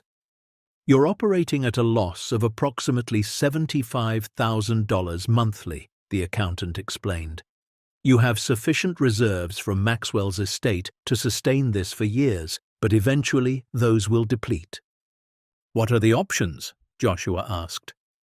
"Raise admission prices, charge for special exhibitions, reduce staff, limit hours, accept corporate sponsorships, the usual museum funding models." Joshua shook his head. "Maxwell left me enough money that I don't need to work. I can live comfortably on the investment income forever. Can't we just use that to cover the museum's costs?" The financial advisor blinked. "You want to personally fund the museum's operating deficit?" "Why not? What else am I going to do with $40,000 a month?" "Save it, invest it, leave it to your children. My children are growing up in a $12 million house with a world-class art collection in their basement. I think they'll be fine." The board exchanged glances. Finally, the museum director, a woman named Claire who'd worked at the Denver Art Museum for 15 years, spoke up. "Joshua, that's incredibly generous, but it's also not sustainable long-term. What happens in 20 years when your kids need college money, when the house needs major repairs, when you want to retire?" "Then we figure it out then," Joshua said. "Right now, people are visiting this museum who could never afford a trip to New York or Paris. Kids are seeing the Starry Night whose parents can barely afford gas to get here. If I have to personally subsidize that for a few years while we build donor support and grant funding, that's what I'll do." Claire smiled. Maxwell really did choose the right person. But she was right about long-term sustainability. Joshua knew it. So they started developing other revenue streams: a small museum shop selling art books and reproductions, a cafe serving coffee and pastries, event space rentals for weddings and corporate functions, generating income while letting more people experience the space. They launched a membership program, $50 annually for unlimited visits and special perks. Thousands joined in the first month, not because they needed unlimited visits, but because they wanted to support the mission. Donors emerged too, wealthy art lovers impressed by Joshua's choice to share rather than sell. They contributed to the operating fund, sponsored educational programs, endowed staff positions. Slowly, the financial picture stabilized. By the one-year anniversary, the museum was still operating at a small loss but manageable, sustainable, and more importantly, thriving.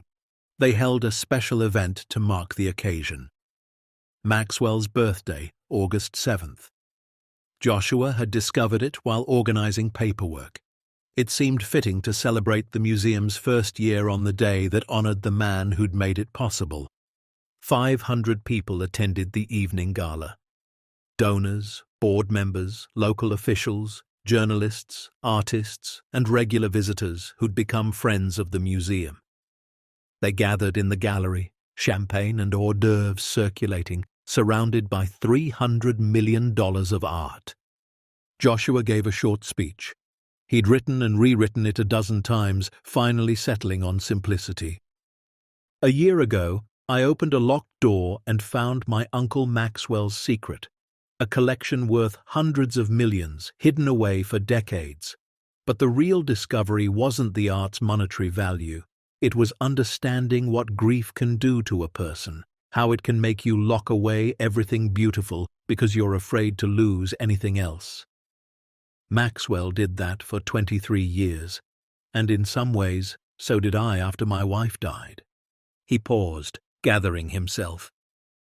Sophia stood nearby, encouraging smile on her face. "Maxwell left me this collection with one hope, that I could do what he couldn't, that I could open the doors, share the beauty, let the light in. And this year, you all helped me do that. You visited, you donated, you volunteered, you told others, you proved that beauty matters. That art isn't just for the wealthy or educated, it's for anyone with eyes to see and a heart to feel." He raised his glass. "To Maxwell and Catherine, to the dream they started, to the community that finished it, and to everyone who believes broken things can still create beauty." The room erupted in applause. Joshua felt tears threatening but held them back. Later, after most guests had left, he found Victoria on the deck, looking out at the mountains.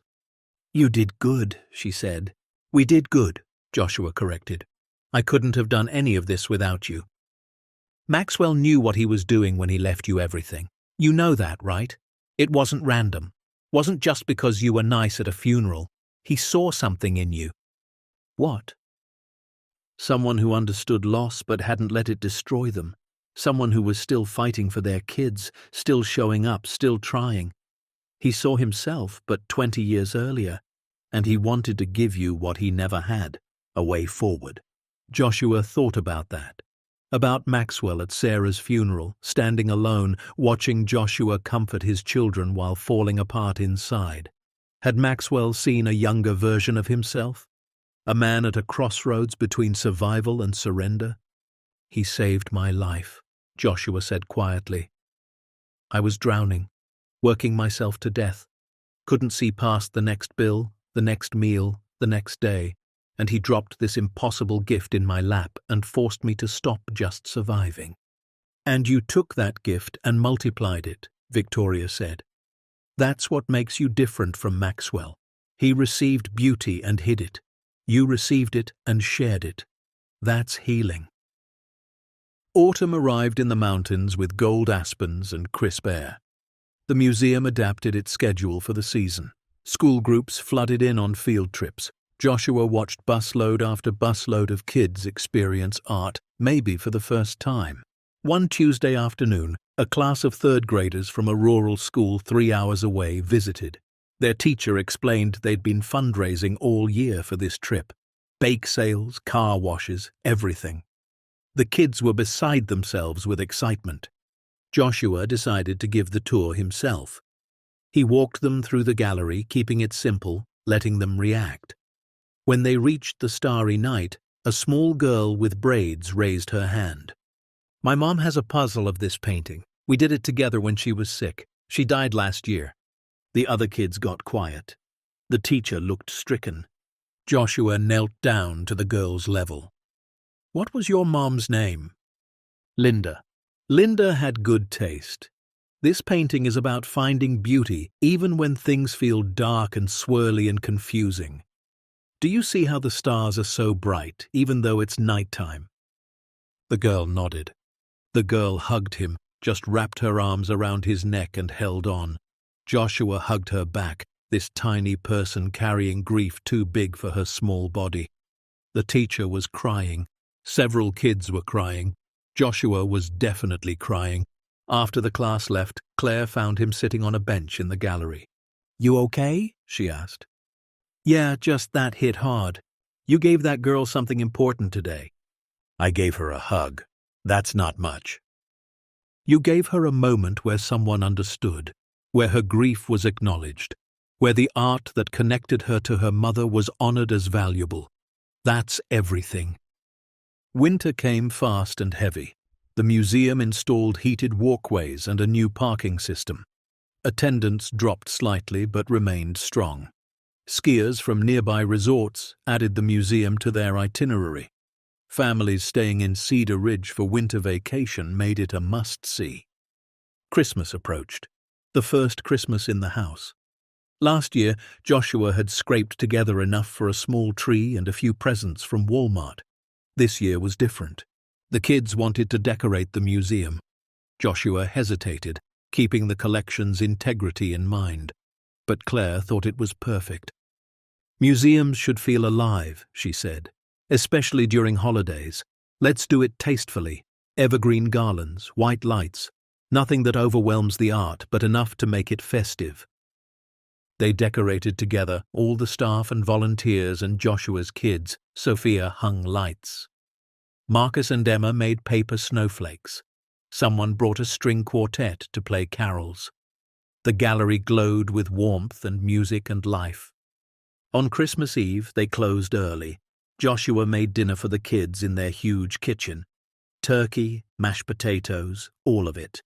They ate at the dining table, just the four of them, and talked about the year. "What's your favorite thing that happened?" Joshua asked. "The museum opening," Sophia said immediately, seeing everyone's faces when they walked in. "Learning to draw," Marcus said, "and skiing, but mostly drawing." "Daisy," Emma said, meaning her best friend, "and living here, and not being hungry." That last one gutted Joshua. He'd thought he'd hidden it well, the food insecurity, the skipped meals, but kids always know. "We're never going back to that," he promised. Never. After dinner, they walked through the museum together, lights off except for the Christmas decorations and security systems. The paintings glowed in the dim light. The Starry Night seemed to shimmer. The Monet looked like a dream. "Do you think Uncle Maxwell would like what we did?" Emma asked. "I think he'd love it," Joshua said. "I think he'd be so happy people are finally seeing what he collected, what he and Catherine dreamed about." "Do you think he's with her now?" Sophia asked. "With Catherine?" Joshua wasn't sure what he believed about afterlife, about heaven, about anything beyond the here and now. But he wanted to believe Maxwell and Catherine had found each other again somehow. That grief had an end point, that love continued. "Yeah," he said, "I think they're together." They stood in the gallery, four people who'd lost so much and found so much more, who'd gone from a tiny apartment in Montana to a mansion in Colorado, from poverty to purpose, from surviving to thriving. But more than that, They'd learned what Maxwell had died trying to teach: that beauty is meant to be shared, that locking things away doesn't protect them, it kills them, that opening doors, even scary ones, is how healing happens. Spring arrived with wildflowers and renewed energy. The museum's second year began strong. Attendance was up. Educational programs expanded. They added a rotating exhibition space for contemporary artists, giving emerging talent a chance to show alongside the masters. Joshua hired a young curator fresh out of grad school. Her first exhibition paired local indigenous artists with pieces from Maxwell's collection, creating dialogue between historical and contemporary, European and Native American. It was brilliant. It brought new audiences. It proved the museum wasn't just about dead white men and dusty traditions. "This is what museums should do," the young curator said. "Honor the past, but speak to the present." Joshua was learning constantly about art history, museum management, non-profit leadership, community engagement. He made mistakes, scheduled conflicting events, upset a donor by rejecting their conditions on a gift, accidentally offended an artist by misunderstanding their work. But he showed up, apologized when wrong, listened more than he talked, and slowly he grew into the role. Sophia applied to art schools that fall, junior year of high school. She wanted to study arts administration, museum studies, following a path Joshua never imagined for his children. She had choices now, options. Future. Marcus, now 9, had his first art show. The museum hosted it in the education wing. 20 pieces, all his work from the past year. Drawings, paintings, even a small sculpture. Other young artists displayed work too, but Marcus's was special. Everyone said so, not just proud parent bias. The kid had talent. Emma, almost 10, started a museum club at school. Kids who wanted to learn about art. They'd meet in the gallery after hours once a month. Joshua would give tours, then they'd draw, discuss, create. Watching 10-year-olds debate whether Picasso was actually good or just weird was entertainment Joshua never knew he needed. 2 years after opening the locked wing, Joshua sat in his office late one night reviewing the foundation's annual report. They'd served over 50,000 visitors, provided scholarships for 300 school field trips, hired 40 local staff members, generated millions in economic impact for Cedar Ridge, won national recognition for accessibility and community engagement. The numbers were impressive, but what mattered more were the stories, the letters still arriving weekly, the guest book filled with gratitude, the kids who'd found inspiration, the adults who'd found healing, the community that had found purpose. Joshua opened Maxwell's journal, the one he'd written in on opening night. He added another entry. 2 years in, the museum is thriving. The kids are thriving. I'm thriving. We did what you asked. We let the light in. But more than that, we let people in. Strangers who became friends. A community that became family. You were right to keep the collection safe all those years. But you were also right that it needed to be shared eventually. Timing matters. Maybe you had to lock it away for 23 years so it would be here when I needed it. When we needed it. Thank you isn't enough. But thank you anyway. For trusting me. For saving us. For teaching us that grief doesn't have to mean the end. Sometimes it means transformation. Joshua. He closed the journal and looked around the office. Maxwell's books still lined the shelves. Catherine's picture sat on the desk. The inventory ledger rested in its place, but the space was his now, filled with his notes, his kids' drawings, letters from grateful visitors, photos of the museum thriving. The locked wing wasn't his burden anymore. It was his purpose, his mission, his way of making meaning from grief. Anyone can inherit money or property or art, but inheriting purpose, inheriting mission, inheriting the chance to turn private grief into public beauty, that's the real gift. That's what Maxwell had given him. Not 300 million in art, but permission to heal by helping others heal. As summer approached, marking 3 years since Maxwell's death, Joshua planned a special memorial. Not in the museum, but at the small cemetery where Maxwell was buried next to the plot he'd purchased for Catherine years ago, even though her body was buried elsewhere. Symbolic. Keeping her close even in death. Joshua brought the kids. They stood at the grave marker, simple stone with Maxwell's name and dates. Joshua placed wildflowers, the kind that grew wild on the mountain. "We're doing good," Joshua said to the stone. "The museum, the kids, all of it. You'd be proud. Or maybe you wouldn't. Maybe you'd think I'm doing it all wrong. But I'm doing it with an open door and an open heart, and that's what you wanted. So thank you for everything, for the impossible gift, for the second chance, for proving that broken things can still hold beauty."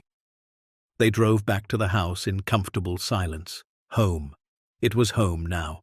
Not Maxwell's fortress, not a museum that happened to have living space.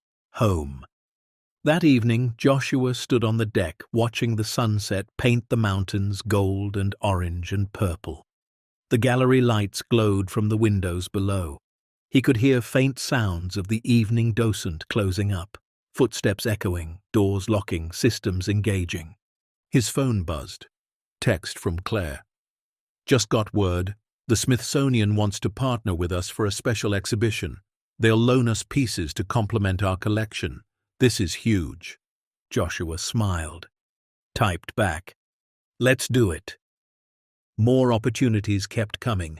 Invitations to speak at museum conferences, requests for interviews, other collectors wanting advice on creating accessible foundations. Joshua said yes to some, no to many, staying focused on what mattered: the museum, the community, his kids. He'd been approached about writing a book. Publishers wanted the full story, how a broke construction worker inherited millions and chose to give it away. Joshua declined. Some stories were meant to be lived, not sold, Victoria called that evening. "I have news. The estate is officially closed. All taxes paid, all transfers complete. You are now legally and permanently the owner of everything Maxwell left. It's done." "That's it? 3 years of paperwork finally done." "That's it." "What do I owe you in legal fees?" Victoria laughed. "Joshua, I've been paid very well. Maxwell set up a retainer before he died. You don't owe me anything, except maybe letting me bring my grandkids to visit the museum." "Any time," Joshua said. "Free admission for family." After hanging up, Joshua felt something settle. Finality. Closure. The inheritance wasn't hanging over him anymore. It was his. Completely his. To steward, to share, to build upon. He walked down to the gallery, using his master key to enter after hours. The space was silent except for the environmental systems humming. He walked past millions of dollars of art, all of it meaning less than the purpose it served. He stopped at the Monet, Catherine's final acquisition, water lilies floating in eternal light. He'd stood here hundreds of times in 3 years, but never stopped seeing it as miraculous. "You'd have loved this," he said to Catherine's ghost. "The museum, the people, the way kids run from painting to painting, the way teenagers take selfies with the Van Gogh, all of it. This is what you wanted, what you and Maxwell dreamed. It just took a while to happen." He said goodnight to Sarah too, though she'd never seen this place. But she was part of it, in Sophia's confidence, in Marcus's creativity, in Emma's joy, in Joshua's healing. This museum existed because he'd survived losing her. Because he'd kept going. Because when Maxwell offered an impossible gift, Joshua had been just barely alive enough to accept it. Grief was a locked wing. You could seal it shut, preserve everything inside exactly as it was, never change, never risk, never lose anything else. But you'd never grow either, never heal, never transform.